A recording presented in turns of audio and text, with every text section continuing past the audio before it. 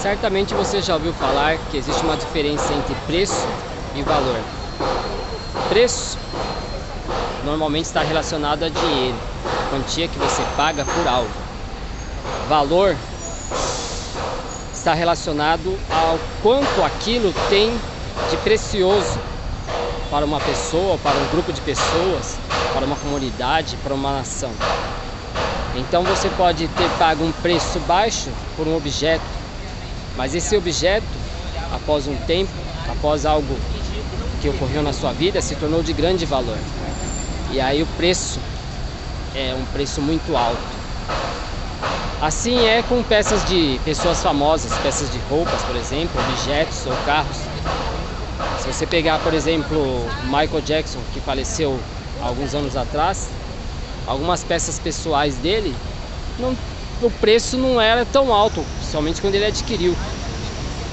Mas se tornaram de grande valor, principalmente para colecionadores e amantes da música dele, a ponto que hoje o valor, o preço dessas peças é muito alto. O quadro Mona Lisa, por exemplo, quando Leonardo da Vinci pegou aquela moldura, pegou aquela tela e pegou as tintas para fazer aquele quadro, os objetos em si, eles deviam ter um preço razoável.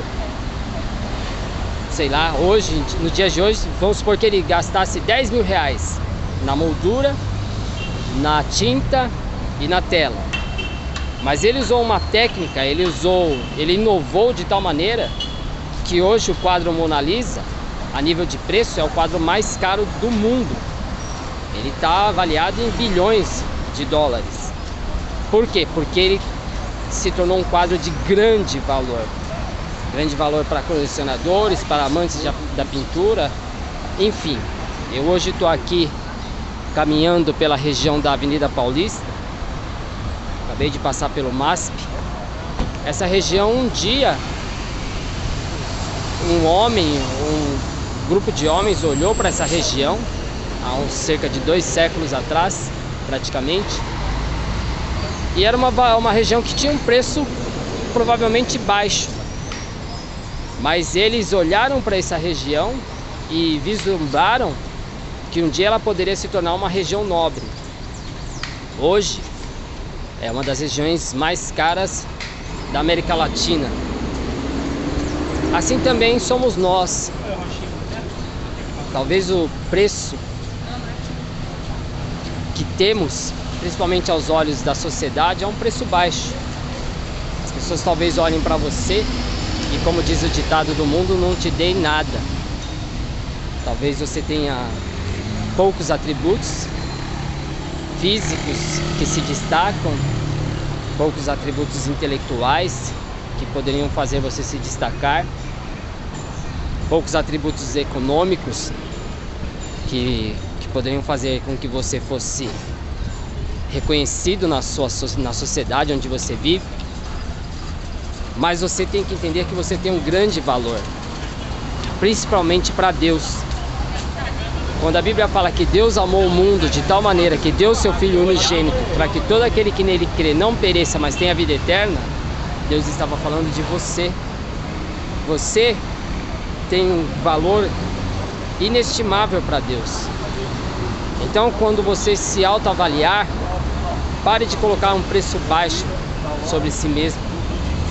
Pare de olhar para aquilo que você não tem aos olhos da sociedade, mas comece a enxergar aquilo que você tem aos olhos de Deus. Deus valorizou você ao ponto de seu filho ter morrido na cruz do Calvário. Então comece a você mesmo se valorizar e entender que, a despeito das roupas, a despeito dos bens que você tem ou que você não tem, a despeito da força, da vitalidade, da altura, da estatura, de você ser gordo, você ser magro, não importa.